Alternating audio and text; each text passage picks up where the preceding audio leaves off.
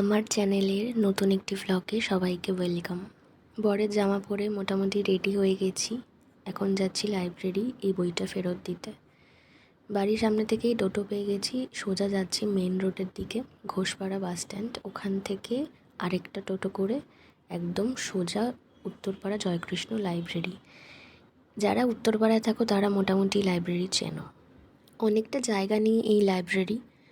আর এই এন্ট্রান্স দিয়ে ঢুকে ডান হাতে রয়েছে বিল্ডিংটা। এই বিল্ডিংটায় মেনলি অফিসিয়ালি কাজকর্ম হয় আর নন ফিকশনাল বই পাওয়া যায়, যেগুলো বাড়ি নিয়ে যেতে দেবে না, এখানে বসে পড়তে হবে।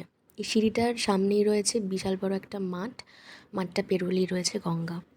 লাইব্রেরিতে না মানে এক একটা বিভাগের জন্য এক একটা বিল্ডিং রয়েছে। তো আমি যেহেতু গল্পের বই পড়ার জন্য কার্ড করেছি, তো আমি এখন এই বিল্ডিংটার দিকে যাচ্ছি। এখানে শুধুমাত্র গল্পের বই পড়া যায়।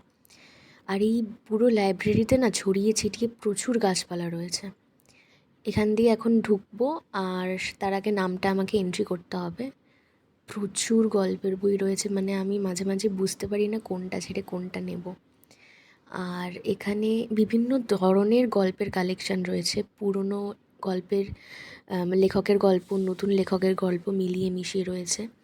আরেকটা জিনিস রয়েছে, সেটা হচ্ছে অদ্ভুত একটা মিষ্টি গন্ধ।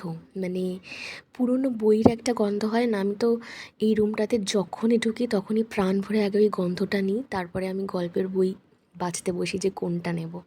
আপাতত আমি এটাই চুজ করেছি, এটা নিয়ে এখন বেরোচ্ছি। আর এই বিল্ডিংটার অপোজিটে রয়েছে একটা রিডিংয়ের জায়গা, মানে বসে বই পড়ার জায়গা। এই সামনের দিকে মানে এই মেন রোডের দিকে এখানে আরেকটা গেট রয়েছে, যেটা মেনলি তালা বন্ধ থাকে। আর এই রাস্তাটা সোজা কানেক্ট করেছে ওই সামনের মাঠটার সাথে। এই বিল্ডিংটার ওই সিঁড়িটার আরেকটা সাইড হচ্ছে এই সাইডটা। আমার এই বিল্ডিংয়ের কালার কম্বিনেশনটা খুব ভাল লাগে। আশেপাশে আরও অনেক বিল্ডিং রয়েছে বিভিন্ন কাজের জন্য। আপাতত এখন বাড়ি যাই। আমার এই ছোটো ভ্লগটা কেমন লাগলো সবাই জানিও। দেখা হবে পরের এক ভ্লগে। বাই।